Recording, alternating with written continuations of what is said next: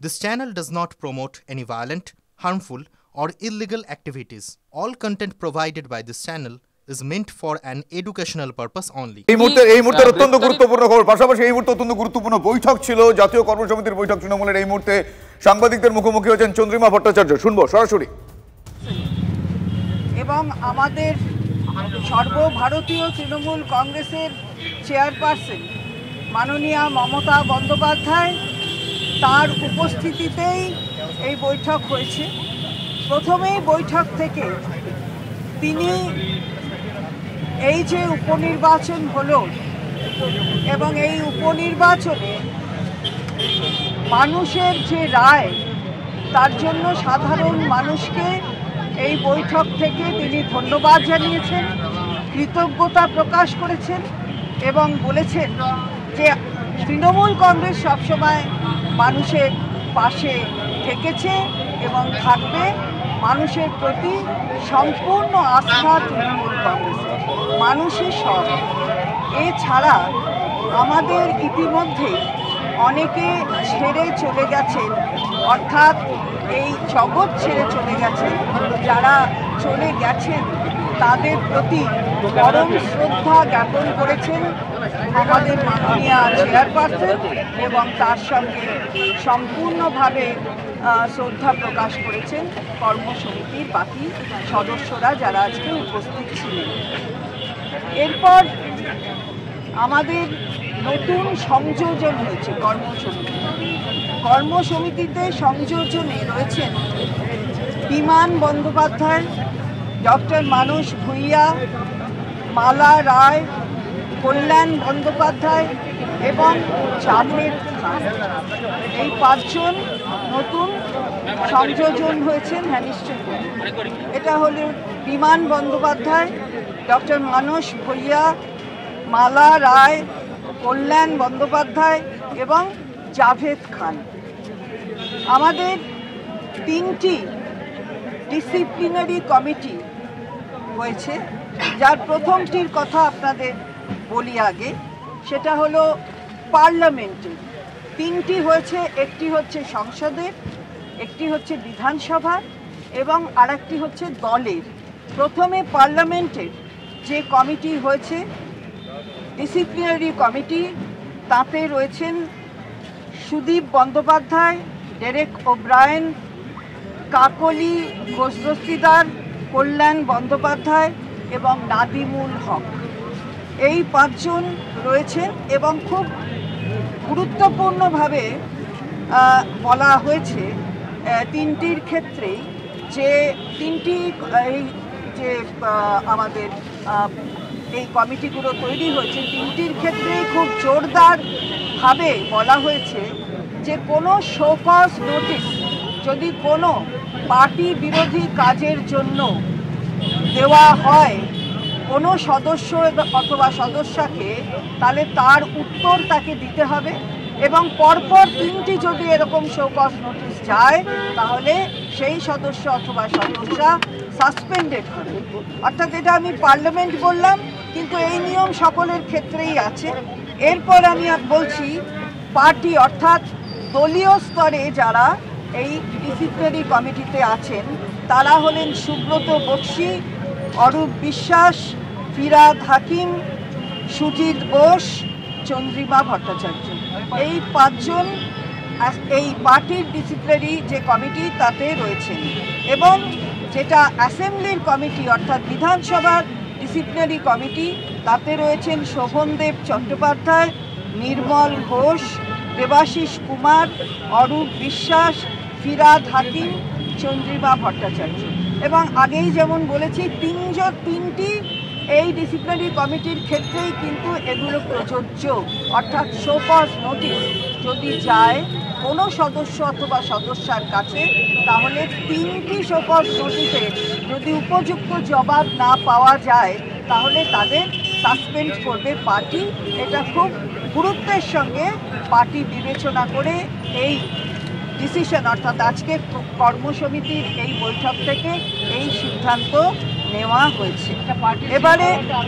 এবারে পার্টিটা বেঙ্গলের সুব্রত বক্সী, অরূপ বিশ্বাস, ফিরাদ হাকিম, সুজিত বোস এবং চন্দ্রিমা ভট্টাচার্য। এটা ডিসিপ্লিনারি কমিটি।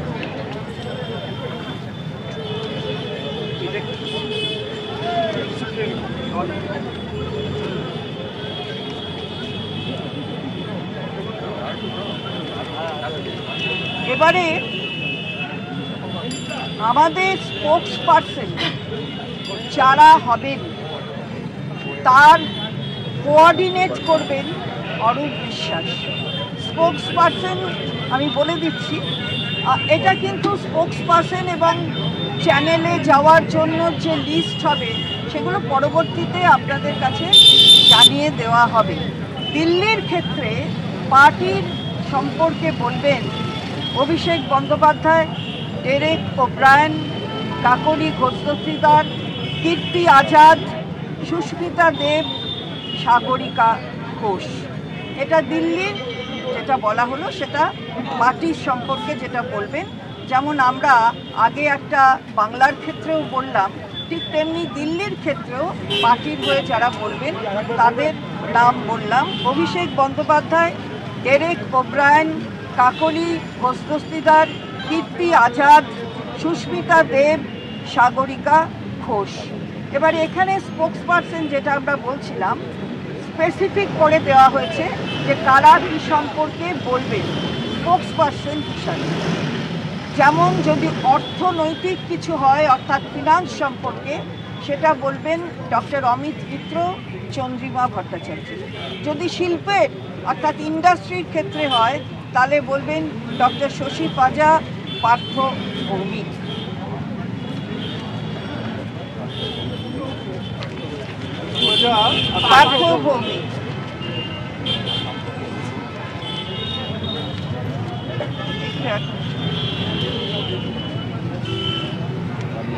নর্থ বেঙ্গল,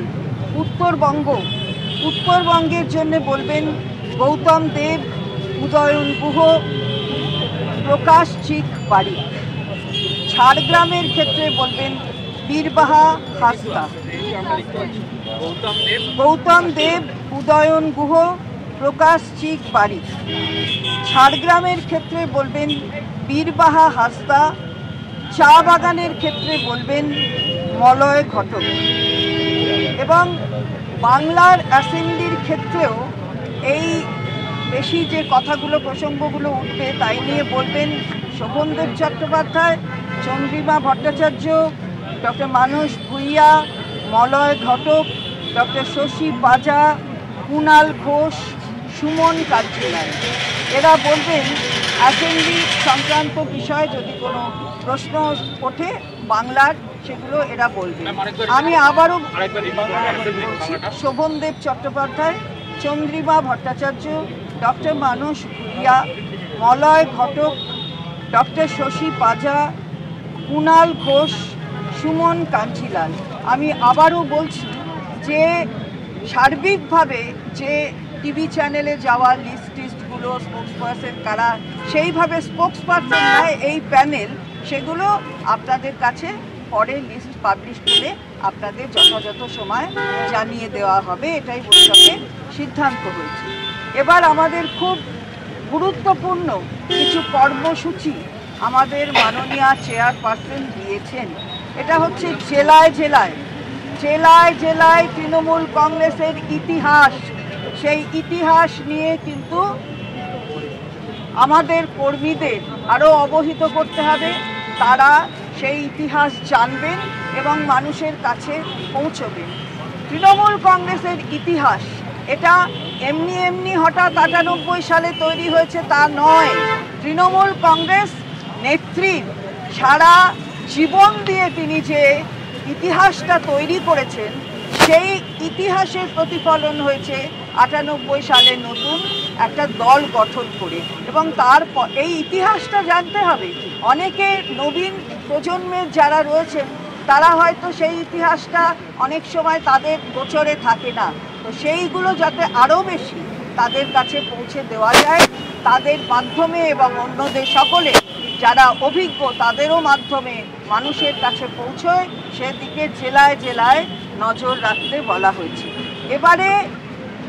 মহিলাদের প্রতি যে নির্যাতনের জন্য আপনারা জানেন যে বিধানসভায় অপরাজিতা বিল, সেই বিলটি পাশ হয়েছে, কিন্তু এখনো সেটা আইনের পূর্ণ আকার ধারণ করেনি। আমরা তীব্রভাবে চাইছি যে এই আইনটা তৈরি হয়ে আইনটা বলবৎ হোক, কারণ এটা হচ্ছে মহিলাদের সুরক্ষার জন্য এই আইনটা অত্যন্ত প্রয়োজন, যে কারণে বাংলার বিধানসভা থেকে এটা পাস হয়েছিল। এর জন্য তৃণমূল মহিলা কংগ্রেস তারা 30 তারিখ অর্থাৎ 30শে নভেম্বর বেলা 2টো থেকে 4টে ব্লকে ব্লকে অপরাজিতা বিলের এই আইনের তাকে পরিণত করার জন্য তারা মিছিল করবে। 30শে নভেম্বর তারা মিছিল করবে 2টো থেকে 4টে, এবং তারপরের দিনও 1 ডিসেম্বর তারা জায়গায় জায়গায় ওই 2টো থেকে 4টেই এই জায়গাগুলোতেই যেখানে মিছিল হয়েছে তাদের জেলার অন্যত্র ব্লকগুলোর অন্য ব্লকের অন্য জায়গায় সব ব্লকেতে তারা ধর্ণা করবেন, মিটিং করবেন। 2টো থেকে 4টে ধর্ণা, তার মধ্যে দিয়েই তাদের বক্তব্য রাখবেন। এবং সবচেয়ে বড় কথা হচ্ছে মাননীয় রাষ্ট্রপতি তার কাছে 10ই ডিসেম্বরের পর একটি সময় চাওয়া হবে, একদিনের সময়, যে সময়ে একটি ডেলিগেশন যাবে।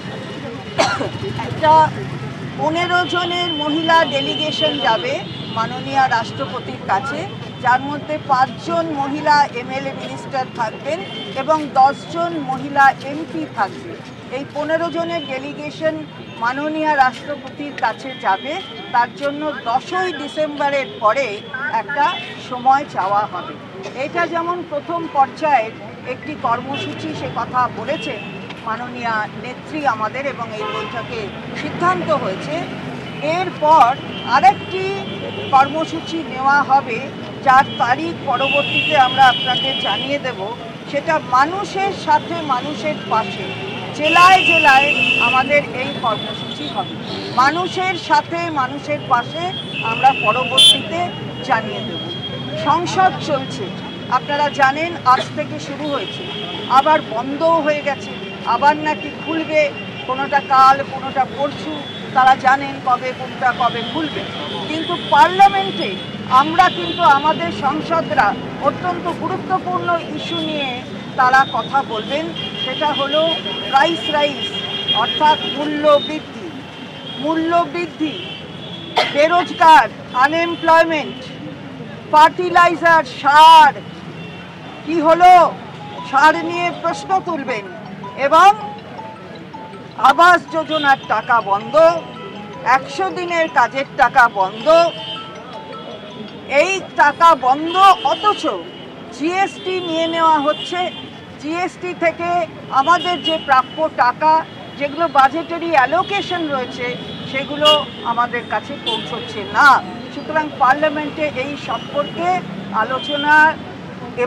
আলোচনা তো চাইবেনই, প্রশ্ন ওঠাবেন আমাদের মাননীয় সাংসদ যারা রয়েছেন। এবং সবচেয়ে গুরুত্বপূর্ণ হচ্ছে নর্থ ইস্ট, উত্তর পূর্ব নিয়ে। আজকে দেখছেন যে মণিপুরের ঘটনা নিয়ে চারিদিকে পুরো উত্তর পূর্ব ভারতবর্ষে একটা ডামাডোল চলছে। সুতরাং সেখানে তারাও অ্যাফেক্টেড হচ্ছেন, ফলে সেখানে সেই বিষয় নিয়েও আমাদের সংসদে আলোচনা চাইবেন আমাদের মাননীয় সাংসদরা।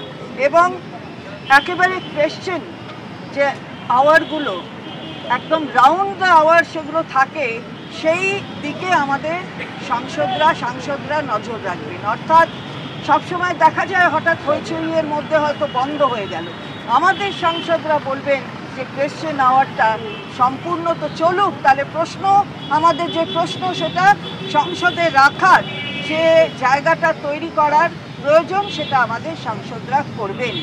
আর আরেকটা গুরুত্বপূর্ণ কথা, যেটা অনেক সময় অনেক জায়গায় কনফিউশন হচ্ছে, আমাদের যে ইলেকশন কমিশনে আমাদের দল কিন্তু অল ইন্ডিয়া তৃণমূল কংগ্রেস হিসাবে আমাদের রেজিস্ট্রেশন। সুতরাং আমরা অল ইন্ডিয়া তৃণমূল কংগ্রেস। এখানে যেমন ইউপি, মেঘালয়, আসাম, গোয়া এরা অল ইন্ডিয়া তৃণমূল কংগ্রেস লিখবে, কিন্তু লিখবে ব্র্যাকেটে UP unit, Meghalaya unit, Assam unit, Goa unit. এইভাবে তারা তাদের যে প্রদেশের ইউনিট সেই ইউনিটের ব্যাখ্যা করবে। অল ইন্ডিয়া তৃণমূল কংগ্রেস আমাদের যেটা রেজিস্টার্ড দল, মাথার ওপর অল ইন্ডিয়া তৃণমূল কংগ্রেস থাকবে। এটাই আজকে আমাদের সিদ্ধান্ত হয়েছে, সর্বসম্মত সিদ্ধান্ত। এবং সবাই আজকে আমরা আপনাদেরও ধন্যবাদ জানাই যে আপনারাও বহুক্ষণ ধরে এখানে অপেক্ষা করছেন। মাননীয় মুখ্যমন্ত্রী পক্ষ থেকে সবাইকে ধন্যবাদ। মাননীয় মুখ্যমন্ত্রী সবার জন্য ছিলেন, আছেন এবং থাকবেন, এটা বাংলার মানুষ আবার বুঝিয়ে দিয়েছে। একটা প্রস্তাব নিয়ে আলোচনা